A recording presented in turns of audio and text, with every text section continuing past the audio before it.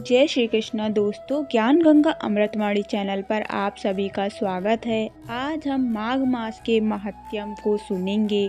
तो आइए सुनते हैं माघ मास का महात्म्य। वशिष्ठ जी का दिलीप से तथा भृगु जी का विद्याधर से माघ स्नान की महिमा बताना तथा माघ स्नान से विद्याधर की कुरुपताका दूर होना। आइए सुनते हैं। ऋषियों ने कहा, लोमहर्षण सूत जी, अब हमें माघ का महात्म्य सुनाइए, जिनको सुनने से लोगों का महान संशय दूर हो जाए। सूत जी बोले, मुनिवरों, आप लोगों को साधुवाद देता हूँ। आप भगवान श्री कृष्ण के शरणागत भक्त हैं, इसलिए प्रसन्नता और भक्ति के साथ आप लोग बार बार भगवान की कथाएं पूछा करते हैं। मैं आपके कथा अनुसार माघ महात्म्य का वर्णन करूंगा। जो अरुणोदय काल में स्नान करके इसका श्रवण करते हैं, उनके पुण्य की वृद्धि और पाप का नाश होता है। एक समय की बात है, राजाओं में श्रेष्ठ महाराज दिलीप ने यज्ञ का अनुष्ठान पूरा करके ऋषियों द्वारा मंगल विधान होने के पश्चात अवभृत स्नान किया। उस समय संपूर्ण नगर वासियों ने उनका बड़ा सम्मान किया। तदंतर राजा अयोध्या में रहकर प्रजाजनों की रक्षा करने लगे। वे समय समय पर वशिष्ठ जी की अनुमति लेकर प्रजा वर्ग का पालन करते थे। एक दिन उन्होंने वशिष्ठ जी से कहा, भगवान, आपके प्रसाद से मैंने आचार, दंड नीति, नाना प्रकार के राजधर्म, चारों वर्णों और आश्रमों के कर्म, दान की विधि, यज्ञ के विधान, उनके अनेक व्रत, उनके उद्यापन तथा भगवान विष्णु की आराधना आदि के संबंधों में बहुत कुछ सुना है। अब माघ स्नान का फल सुन के इच्छा है। उन्हें जिस विधि से इसको करना चाहिए वह मुझे बताइए। वशिष्ठ जी ने कहा, राजन, मैं तुम्हें माघ स्नान का फल बतलाता हूँ, सुनो। जो लोग होम, यज्ञ, इष्टापूर्त कर्मों के बिना ही उत्तम गति प्राप्त करना चाहते हो, वे माघ में प्रातःकाल बारह के जल में स्नान करें। जो गौभूमि, तिल, वस्त्र, सुवर्ण और धान्य आदि वस्तुओं का दान किए बिना ही स्वर्गलोक में जाना चाहते हो, वे माघ में सदा प्रातःकाल स्नान करें। जो 3 रात तक उपवास, कृच्छ और पराग आदि व्रतों के द्वारा अपने शरीर को सुखाए बिना ही स्वर्ग पाना चाहते हो, उन्हें भी माघ में सदा प्रातःकाल स्नान करना चाहिए। वैशाख में जल और अन्न का दान उत्तम है।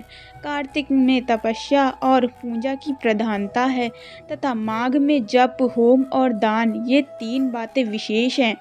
जिन लोगों ने माघ में प्रातः स्नान, नाना प्रकार का दान और भगवान विष्णु का स्तोत्र पाठ किया है, वे ही दिव्य धाम में आनंद पूर्वक निवास करते हैं। प्रिय वस्तु के त्याग और नियमों के पालन से माघ सदा धर्म का साधक होता है और अधर्म की जड़ काट देता है। यदि सब काम भाव से माघ स्नान किया जाए तो उससे मनवांछित फल की सिद्धि होती है और निष्काम भाव से स्नान आदि करने पर वह मोक्ष देने वाला होता है। निरंतर दान करने वाला, वन में रहकर तपस्या करने वाले और सदा अतिथि सत्कार में संलग्न रहने वाले पुरुषों को जो दिव्य लोक प्राप्त होते हैं, वे ही माघ स्नान करने वालों को भी मिलते हैं। अन्य पुण्यों में स्वर्ग में गए हुए मनुष्य पुण्य समाप्त होने पर वहां से लौट आते हैं, किंतु माघ स्नान करने वाले मानव कभी वहां से लौटकर नहीं आते। माघ स्नान से बढ़कर कोई पवित्र और पाप नाशक व्रत नहीं है। इससे बढ़कर कोई तप और इससे बढ़कर कोई महत्वपूर्ण साधन नहीं है। ये परम हितकारक और तत्काल पापों का नाश करने वाला है। महर्षि भृगु ने मणि पर्वत पर विद्याधर से कहा था, जो मनुष्य माघ के महीने में जब उषा काल की लालिमा बहुत अधिक हो, गांव से बाहर नदी या पोखर में नित्य स्नान करता है, वह पिता और माता के कुल की 7 पीढ़ियों का उद्धार करके स्वयं देवताओं के समान शरीर धारण कर स्वर्गलोक में चला जाता है। दिलीप ने पूछा, ब्राह्मण, महर्षि भृगु ने किस समय मणि पर्वत पर विद्याधर को धर्म उपदेश किया था, बताने की कृपा करें। वशिष्ठ जी बोले, राजन, प्राचीन काल में एक समय 12 वर्ष तक वर्षा नहीं हुई थी।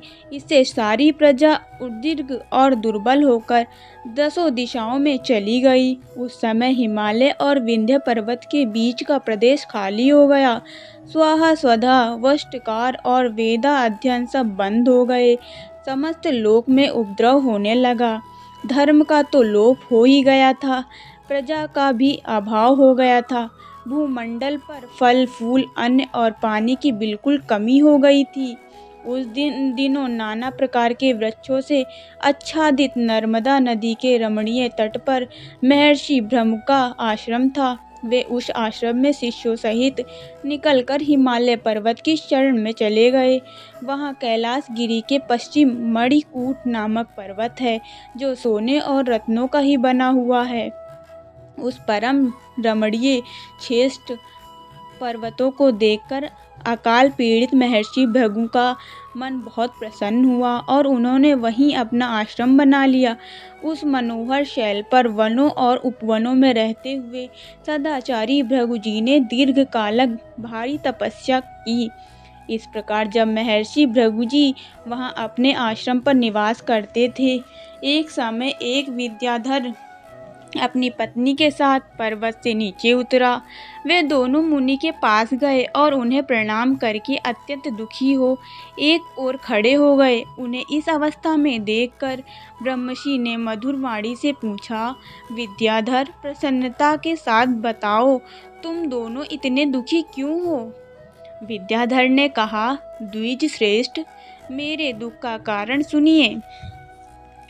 मैं पुण्य का फल पाकर देवलोक में गया। वहाँ देवता का शरीर, दिव्य नारी का सुख और दिव्य भोगों का अनुभव प्राप्त करके भी मेरा मुख बाघ का सा हो गया। न जाने ये किस दुष्कर्म का फल उपस्थित हुआ है। यह सोचकर मेरे मन को कभी शांति नहीं मिलती। ब्राह्मण, एक और भी कारण है जिसमें मेरा मन व्याकुल हो रहा है। ये मेरे कल्याणमयी पत्नी बड़ी मधुर भाषिणी और तथा सुंदरी है। स्वर्गलोक में शील, उदारता, गुण समूह, रूप और यौवन की संपत्ति द्वारा इसका समानता करने वाला एक भी स्त्री नहीं है। कहाँ तो यह देवमुखी सुंदरी रमणी और कहाँ मेरे जैसा व्याघ प्रमुख पुरुष। ब्राह्मण, मैं इसी बात की चिंता करके मन ही मन सदा जलता रहता हूँ। भृगु जी ने कहा, विद्याधर श्रेष्ठ, पूर्व जन्म तुम्हारे द्वारा जो अनुचित कर्म हुआ है वह सुनो। निषिद्ध कर्म कितना ही छोटा क्यों न हो, परिणामों वह भयंकर ही होता है। तुमने पूर्व जन्म में माघ के महीने में एकादशी को उपवास करके द्वादशी के दिन शरीर में तेल लगा लिया था। इसी से तुम्हारा मुंह व्याघ के समान हो गया। पूर्णमयी एकादशी का व्रत करके द्वादशी को तेल का सेवन करने से पूर्व काल में ईलानंद कुरूरवा को भी कुरूप शरीर प्राप्त हुई थी। वे अपने शरीर को कुरूप देखकर उसके दुख से बहुत दुखी हुआ करता था और गिरिराज हिमालय पर जाकर गंडक जी के किनारे स्नान आदि से पवित्र और प्रसन्नता पूर्वक कुशासन पर बैठे। राजा ने अपने संपूर्ण इंद्रियों को वश में करके हृदय में भगवान का ध्यान करना आरंभ किया। उन्होंने ध्यान में देखा, भगवान का श्री विग्रह नूतन नील मेघ के समान श्याम है। उनके नेत्र कमल दल के समान विशाल हैं। वे अपने हाथों में शंख, चक्र, गदा और पद्म धारण किए हुए हैं। उनका श्री अंग पीतांबर से ढका है। वृक्ष स्थल में कौस्तुभमणि अपना प्रकाश फैला रही है तथा वे गले में वनमाला धारण किए हुए हैं। इस प्रकार श्री हरि का चिंतन करते हुए राजा ने प्राणवायु के मार्ग को भीतर ही रोक लिया और नासिका की अग्रभाग पर दृष्टि जमाए कुंडलिनी के मुखों पर ऊपर उठाकर स्वयं सुषुम्ना नाड़ी में स्थिर हो गए। इसी तरह 1 मास तक निराहार रहकर उन्होंने दुष्कर तपस्या की। इस थोड़े दिनों की तपस्या ही भगवान संतुष्ट हो गए। उन्होंने राजा के 7 जन्मों की आराधना का स्मरण करके उन्हें स्वयं प्रकट हो प्रत्यक्ष दर्शन दिया। उस दिन माघ शुक्ल पक्ष की द्वादशी तिथि थी। सूर्य मकर राशि पर स्थित थे। भगवान वासुदेव बड़े प्रसन्नता के साथ चक्रवर्ती नरेश गुरुवार पर शंका जड़ छोड़ा और उन्हें अत्यंत सुंदर और कमनीय रूप प्रदान किया। वह रूप इतना मनोहर था जिसमें देवलोक नायिका उर्वशी भी आकृष्ट हो गईं और उसने पुरूरवा को पति रूप में प्राप्त करने की अभिलाषा की। इस प्रकार राजा पुरूरवा भगवान से वरदान पाकर कृतकृत्य हो गए, अपने नगर में लौट आए। विद्याधर, कर्म की गति ऐसी ही है, इसे जानकर तुम भी क्यों खिन्न होते हो? यदि तुम अपने मुख की क्रूरता दूर करना चाहते हो तो मेरे कहने से शीघ्र ही मणिकूट नदी के जल में माघ स्नान करो।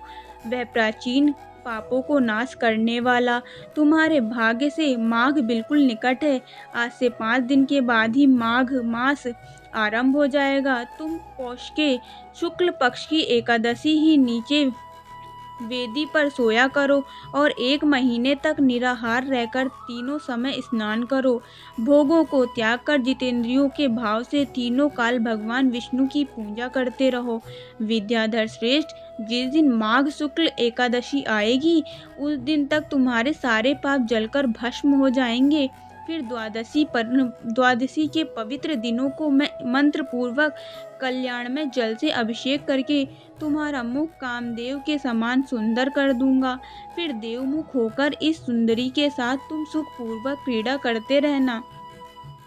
विद्याधर, माघ के स्नान विपत्ति का नाश होता है और माघ के स्नान से पाप नष्ट हो जाते हैं। माघ स्नान सब व्रतों से बढ़कर है तथा यह सब प्रकार के दानों का फल प्रदान करने वाला है। पुष्कर, कुरुक्षेत्र, ब्रह्मावत, प्रथ, अभिमुक्त क्षेत्र, काशी, प्रयाग तथा गंगा सागर संगम में 10 वर्षों तक शौच संतोषादि नियमों का पालन करने से फल प्राप्त होता है। वे माघ के महीने में 3 दिनों तक प्रातः स्नान करने से ही मिल जाता है। जिनमें मन में दीर्घ काल तक स्वर्ग लोक भोगने की अभिलाषा है, उन्हें सूर्य के मकर राशि पर रहते समय जहाँ कहीं भी जल मिले प्रातःकाल स्नान करना चाहिए। आयु, आरोग्य रूप सौभाग्य एवं उत्तम गुणों में जिनकी रचना हो, उन्हें सूर्य के मकर राशि पर रहने तक प्रातःकाल अवश्य स्नान करना चाहिए। जो नरक से डरते हैं और दरिद्रता के महासागर से जिन्हें त्रास होता है, उन्हें सर्वथा प्रयत्न पूर्वक माघ मास में प्रातःकाल स्नान करना चाहिए। देवश्रेष्ठ, दरिद्रता, पाप और दुर्भाग्य रूपी कीचड़ों को धोने के लिए माघ स्नान के सिवा दूसरा कोई उपाय नहीं है। अन्य कर्मों का यदि अश्रद्धा पूर्वक किया जाए तो वे बहुत थोड़ा फल देते हैं, किंतु माघ स्नान यदि श्रद्धा के बिना भी विधि पूर्वक किया जाए तो वह पूरा फल देता है। गांव से बाहर नदी या पोखर में जल में जहाँ कहीं भी निष्काम या सकाम भाव से माघ स्नान करने वाला पुरुष इस लोक और परलोक में दुख नहीं देखता। जैसे चंद्रमा कृष्ण पक्ष में क्षीण होता है, शुक्ल पक्ष में बढ़ता है, उसी प्रकार माघ मास में स्नान करने पर पाप क्षीण होता है, पुण्य राशि बढ़ती है। जैसे समुद्र में नाना प्रकार के रत्न उत्पन्न होते हैं, उसी प्रकार माघ मास से आयु, धन और स्त्री आदि संपत्तियां प्राप्त होती हैं। जैसे कामधेनु और चिंतामणि मनोवांछित भोग देती हैं, उसी प्रकार माघ स्नान सब मनोरथों को पूर्ण करता है। सत्य युगों में तपस्या को, श्वेताओं में ज्ञान को, द्वापर में भगवान पूजकों और कलयुग में दान को उत्तम माना गया है, परंतु माघ का स्नान सभी युगों में श्रेष्ठ समझा गया है। सबके लिए, समस्त वर्णों और आश्रमों के लिए माघ का स्नान धार्मिक धारावाहिक वृष्टि करता है। भृगु जी के ये वचन सुनकर वह विद्याधर उसी आश्रम पर ठहर गया और माघ मास में भृगु जी के साथ ही उसने विधि पूर्वक पर्वतीय नदी के कुंड में पत्नी सहित स्नान किया। महर्षि भृगु के अनुग्रह से विद्याधर ने अपना मनोरथ प्राप्त कर लिया। फिर वह देवमुख होकर मणि पर्वत आनंद पूर्वक रहने लगा। भृगु जी उस पर कृपा करके बहुत प्रसन्न हुए और पुनः विंध्य पर्वत पर अपने आश्रम में चले गए। उस विद्याधर मणिमय पर्वत की नदी में माघ स्नान करने मात्र से कामदेव के समान मुख हो गया तथा भृगु जी भी नियम समाप्त करके शिष्यों सहित विंध्याचल पर्वत की घाटी में उतरकर नर्मदा तट पर आए।